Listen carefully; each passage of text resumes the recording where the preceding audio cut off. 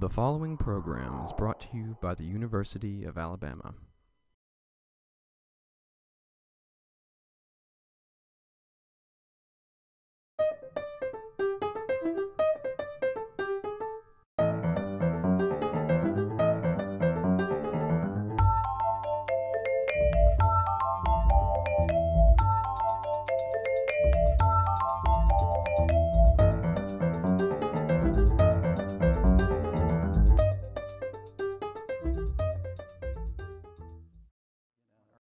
Perhaps best known for his memoir, Rocket Boys, made into the feature film October Sky, Homer Hickam is the author of over 20 books, fiction and nonfiction. His subjects range from the story of anti-submarine warfare in the Atlantic in 1942, Torpedo Junction, to the novel set at the Battle of Tarawa in the Pacific, The Far Reaches, to Crater, which depicts life as he envisions it in a mining community on the moon in the not-very-distant future. I spoke with Homer Hickam in our studio in Reese Pfeiffer Hall on the campus of the University of Alabama. Homer, it's good to see you again. Well, it's good to see you too, Don. It's always good to be back on the University of Alabama campus. Well, you have congratulations coming. You are this year's recipient of the Clarence Cason Award, which we give here and have done for 16 years. To a distinguished writer of extended nonfiction, and this year it's you. You joined some pretty good company with the Clarence Cason Award. Yeah, it's an absolute signal honor to receive this award, and especially because it is from the University of Alabama. I'm known principally as, and people think of me as a writer from West Virginia who is most famous for writing Rocket Boys and that series of books set in my little hometown of Coalwood, West Virginia. Yet I've lived most of my life in Huntsville, Alabama. And I love this state. I loved it from the moment that I arrived here. I was sent to Redstone Arsenal after my tour in Vietnam, and I immediately felt at home. And so to be honored by the university and the people of Alabama for my body of work, especially in the nonfiction arena, is truly, it means a whole lot to me, and I appreciate it. Well, insofar as Alabamians ever admit that a person becomes an Alabamian, you are one. Well, I mean, you've been living here in the state and working and writing since, 1969? Yeah. Mm-hmm. Off and on, in between, I lived in Germany for a few years, and but I always was called back to Huntsville for one reason or the other, and the people there are just very special people. Huntsville is known as a high-tech town, but there's actually a lot of people there in the arts as well, the theater, and so it's a very dynamic town, just like all of Alabama. I mean, Alabama is, Huntsville, I always say Huntsville is just like our best kept secret in the country, and Alabama is too in a lot of ways. I'll go to places and people say, where do you live, Homer, these days? I live in Alabama. And you can see sometimes kind of a little frown go on their face, and I go, oh yeah, you wouldn't want to live there. But we don't want you. but after, if people knew what a great place Alabama was to live, there wouldn't be room for everybody coming here. That's the kind of thing I often, you've been spending time out west, I know, and that's the kind of thing one hears from Westerners. Mm-hmm. People in Idaho, people in Montana, people in Utah, they say, oh no, don't, you wouldn't like it. Yeah, don't come here, no. Don't come. Well, you're known most for your what was in fact your second book, Rocket Boys, a memoir of your childhood when you and your friends got involved in making and launching rockets. Yep. But that book, just sticking with that book for a moment, that book was made into this sensational, and I understand the sales on Rocket Boys have moving past 1 million copies. I mean, that's now a classic. Well, it is kind of a classic, and writing a classic is good for any writer, needless to say. Every writer wants to write a classic. I would say the only problem with writing a classic is then you're a little bit pigeonholed, and people, well, the publishers expect you to write a classic every time you write a book. It's kind of difficult. And also, a lot of readers want you to stay to tell that same story over and over again, essentially. And I just couldn't do that. It would probably been better for my career if I had, but I'm an eclectic writer, and I'm intrigued by a lot of different genres. So I've ended up writing historical fiction, more nonfiction, several memoirs after two complete memoirs after Rocket Boys, and then kind of a self-help We Are Not Afraid book. And I've written in the mystery genre. I've even written, just to see if I could do it, a romance novel. And so publishers don't necessarily like eclectic authors because they know that when you get a fan base of readers, that the readers really like for you to stay in that same genre. That's why John Grisham is kind of stuck in legal thrillers. But I just kind of avoided that as best I could. And well, I want to cover in our conversation several of the different avenues that you've explored. But I'm not done with Rocket Boys. You had the book. The book became October Skies. Mm-hmm. Sky. October Sky, right. That's an anagram. Singular. Take the letters of Rocket Boys and move them around. It spells out October Sky. Yeah, first time I heard that, I was astonished. That's one of those Rocket Boys miracles that nobody can explain. But now I'm told there's going to be a Broadway musical of Rocket Boys. That's true. You're involved with this. Yeah, I was sitting there just as happy as I can be, like I always am, and in the mail comes this little package. It turned out to be from some very talented young writers and composers in New York who loved the book, and they wanted to translate the book to the musical theatrical stage. And they had already written a spec script, stage play, and then also some music for it. And I had heard from other people wanting to make a play out of the book, and I always said, no, if anybody was going to do it, I was going to do it. But I put that CD and listened to it, and it was some of the best music I had ever heard. And so I joined up. I said, okay, let's go do this. And now I'm the co-writer on the stage play. We've written, or the composer just has some wonderful music. We are now in our third season in summer stock with Theater West Virginia, and gotten a lot of the problem areas of the whole. Well, you've had tryouts, so to speak. Yes, we have. How about that? Yeah, and actually Theater West Virginia pays us to do that, which is kind of, and they love it, needless to say. And so we hope eventually to go out to regional theaters and ultimately maybe to Broadway. That'd be wonderful.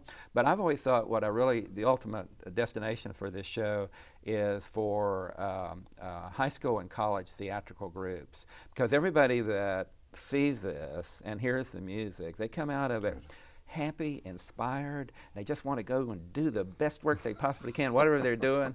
And I think that would be great for schools to put on. I hadn't thought about it in a kind of practical way, but yes, high school and college groups, they're the right age, and they have the singing and dancing talent. Oh yeah, and it kind of lends itself to it because the main characters are high school students, that age group, and they sing "Build a Rocket, Build a Rocket," and it's a funny song. But at the very end, there's a song called "Rise," and there's more than comedy. Just as in Rocket Boys, there's a lot of pathos between the father and the son. Yeah. And a lot of the townspeople. There's a mine disaster we had to do on stage, which was a lot of fun. But this ending anthem called "Rise," your heart just soars. Now I didn't do this. These composers did this, and I just feel like bursting into tears and applauding, even though I've seen this thing, 20 times. So yeah, I think it's going to be a great. But you have a website, a link for this. Yeah, rocketboysthemusical.com. If you want to hear any of the music. I do. I'm going to. Okay, great. I have a quibble. It's just a standard theatrical quibble. You're usually better off if most of your cast is female? Because young people often, there are more females who want to be on stage than boys. Well, but in this case, how'd they do it? One thing we did was we added a Rocket Girl this Uh-huh. time. Uh-huh. There are Rocket Boys, and now there's a Rocket Girl. And so that's a character that is sort of in the book, but not. Yeah. It's the Valentine character. And again, writing a stage play and writing a book and writing a movie screenplay, those are all different art forms. And so even though we're telling the same story, we're doing it in a different way. And I mean, what better way? One of the things I did not bring out in Rocket Boys as much as I alluded to it, but I wish that I would have, was the fact that even we boys were there in that little town wanting to get out, wanting to bust out, wanting to do great things. There were also girls there who wanted the same thing, Right. but were really pigeonholed in that the best that they could hope to do would be maybe be a nurse or a secretary. Mm-hmm. Those were the two primary occupations, and so there was a lot of frustration there for them. That we had as well as boys, but the boys had more of an opportunity to bust out. And so we bring that out in the musical. Yeah. Good. I mean, it makes sense. Well, one of the things that maybe it makes your publishers a little bit unhappy that you move different books in different directions, follow different interests. But one of them in The Dinosaur Hunter is paleontology. And you said how you got involved with that in the first place. You had a friend? Yeah, actually, the director of October Sky, Joe Johnston, directed Jurassic Park 3. And he got to know the famous paleontologist out in Montana, Jack Horner, that Michael Crichton actually modeled his paleontologist after in Jurassic Park. So Joe was showing me some little dinosaur bones, and I said, oh, I'd love to go find some of those. So he introduced me to Horner, who took me out to eastern Montana. And the first week I was out there, I was finding all kinds of stuff, and he was astonished that I was able to do this. But I'm a West Virginia boy. I can tell the difference between a rock and a bone, and I'll also climb up places other people might not go. And ultimately, I recruited a University of Alabama graduate who lives in Montana, Frank Stewart, and we have gone out every summer for like 12 years now and looked for dinosaurs. And of the 38 T-Rexes ever found, Frank and I have found 4 of them. So we're pretty proud of that. This must make the professionals crazy. Well, it makes Horner real excited. Well, that's wonderful. This book, and I've read your Dinosaur Hunter book. It was a fun book to write. Montana book. Yeah. It is a murder mystery. It is the structure of it is essentially a murder mystery. Exactly. And they often result in murder mystery series. Do you plan to move back to that character and perhaps develop that series? I may. Mike Wire is the name of my L.A. detective turned cowboy in Montana. It's kind of combining 2 genres in a way. It combines like Larry McMurtry's various books set in the Old West, except I've brought it up to date, and as you say, a detective or murder mystery type of genre.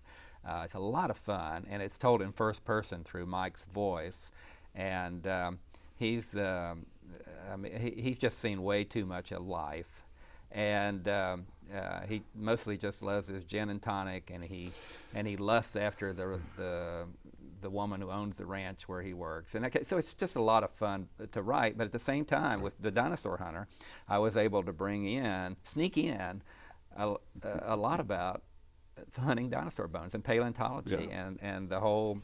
In a way, it's 2 murder mysteries. It's the murder in modern times that Mike has to solve, but also there is a murder scene that's 65 million years old that ultimately he and the other dinosaur diggers have to solve too. He's a wonderful burned-out case. A man coming back to life after some harrowing, kind of soul-searing experiences in California. Yeah, he's a vegetarian cowboy. You don't run across those too many. That's because he was shot in the guts. As I was finishing that book, it came out, I saw it, I read it, and when he did not get the girl seriously into a relationship, I said, I see this. There's a second book coming. Yeah, when the hero gets the girl, it's over. When the hero doesn't quite get the girl, there are more books coming. Well, what I always tell aspiring writers is that what you really want to do is to write about people, because people are interested in other people. And if I have a character like Mike Wire and Josh Thurlow in my World War II series, it's somebody that I want to hang out with. So I will want to write more about Mike, I think. Right. I enjoyed the 3 Josh Thurlow books. I liked them very much, and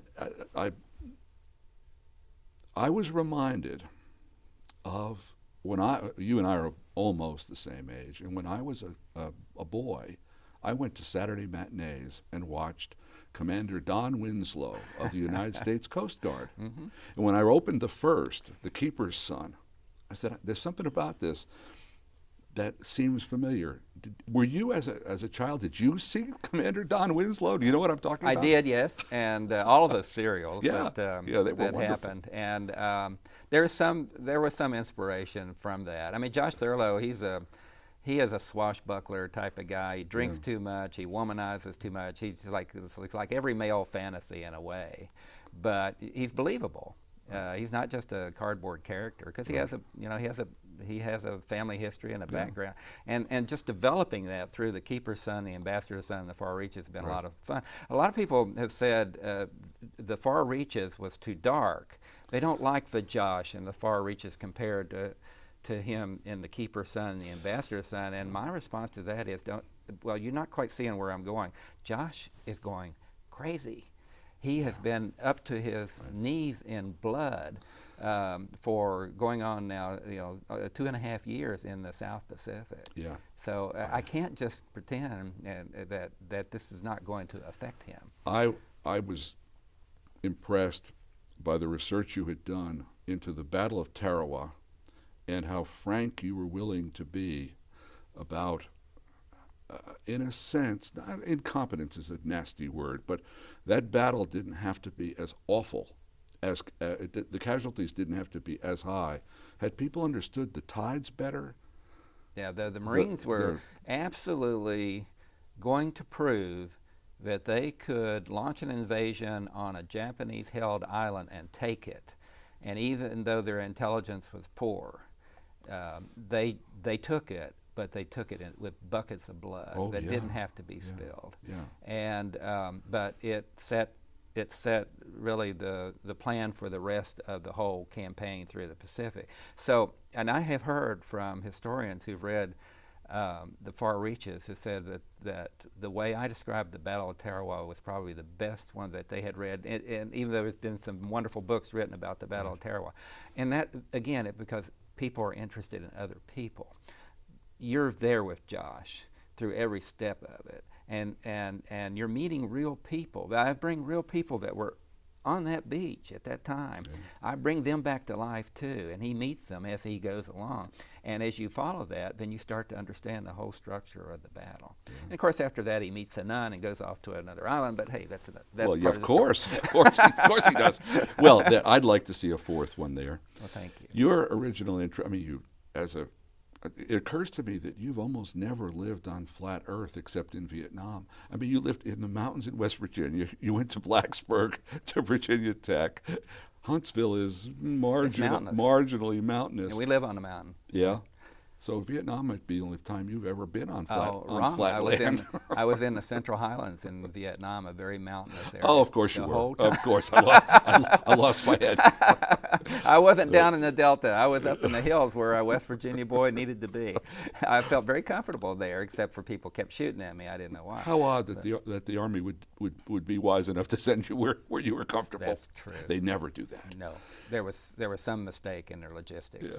Yeah. But your interests, I won't say they've circled back, because you've been interested in space, rocketry, exploration all of your life. I mean, it's perfectly clear from the time you were 12 until this red-hot minute.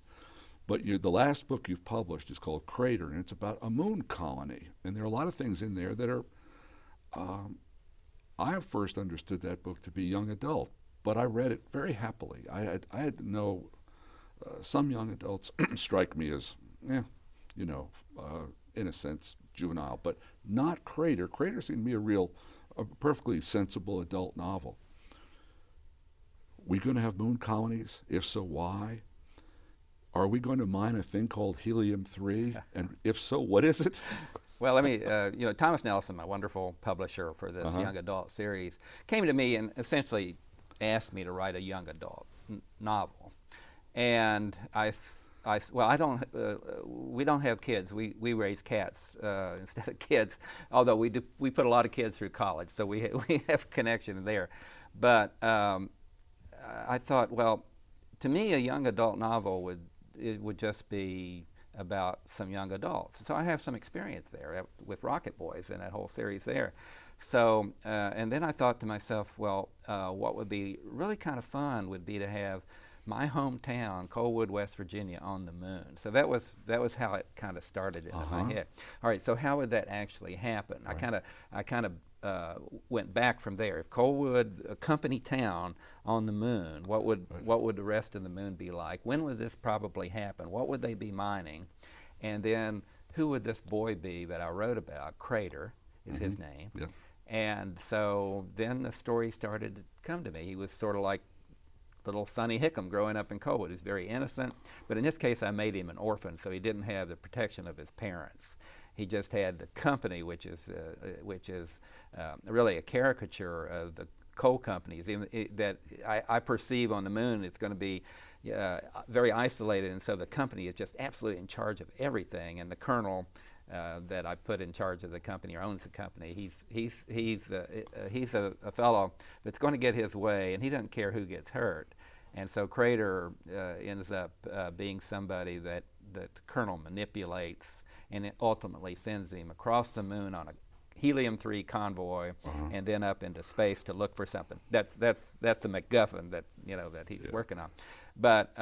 But yes, in the process of my research, helium-3 is a real isotope that's on the moon. That's the perfect fuel for fusion reactors, and someday we will have fusion reactors, and the moon will be the place to go get that. So I actually see what I wrote about as this is not just hard sci-fi or fantasy. This is real. This is a real possibility. The science fiction of our childhoods, the Heinlein and the Asimov and the Clarke, they're what seemed to you and to me, I'm sure, sitting in our middle school libraries in 1954 or whatever. Yeah, I devoured those. Yeah, me too. Yeah. Now it's everyday life. Yeah, it is. A lot of it. Yeah, a lot of it is. Right. But from the writing perspective, Heinlein is definitely the writer that I admire most in the sci-fi genre, and it is the one that the Crater and now the new novel Crescent, which is the follow-on, is when I hear from folks, they almost always reference Heinlein. They say, "Oh, this reminds me of that book that I read, Starship Troopers or whatever it happened to be," and I take that as high praise. It was interesting. This is a digression, brief, but Ray Bradbury was on this program, and he and I had a chance to talk about science fiction, his, other people's, and so on, and you just can't imagine a more enthusiastic proponent. I mean, he just mad, not only mad for science fiction, mad for science, mad for space, Mars, outer, beyond. Should we have manned expeditions to Mars? Oh, should we have manned? Well, not now, in my opinion. Not yet. I think that we need nuclear rockets that would get us out there in a matter of weeks rather than the months it takes right now. There's a lot of radiation out in space, and to subject humans to that. Right now, robots are doing a great job. I just don't want us to skip the moon. I think the moon, there's a lot of resources on the moon, and to just skip over it and head on out to Mars, I think is a big mistake. We do need to build a research facility on the moon. That would take pretty much whatever remaining years I've got left to see happen, and beyond. I think that probably we could spend a century developing the moon and really make it a very nice livable place, and also solve our balance of payments and pay off our deficit and do all kinds of things. There's gold on the moon, man. Let's go after it. I am on board with the valuable assets of the moon. I'm on board with the value of doing it, but making it a pleasant place to live. Even with in your novel, you have the advances in pressure suits, the advances in dwellings, the advances in vehicles, and I think, still, this is not very pleasant. Well, I don't know. If you're born there, you don't know any difference. It's like me being born in Colwood. I thought it was a great place. we only have literally 30 seconds. What are you up to now? Where are you headed? I mean, you're working on the musical. There's a sequel to Crater.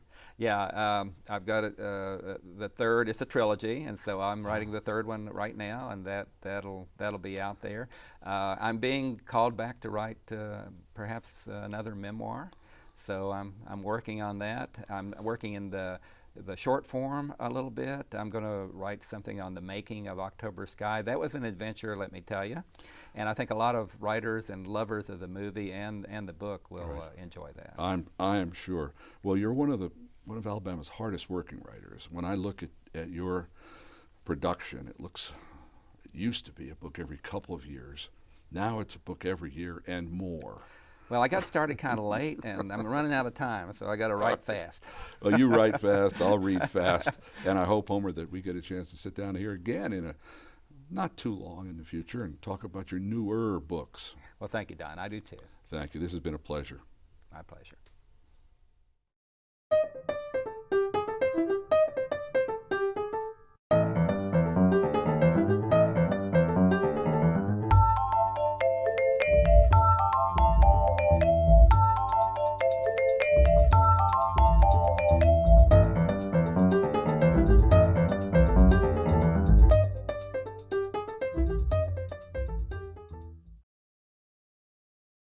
To order this season of Bookmark on DVD, call 1-800-463-8825.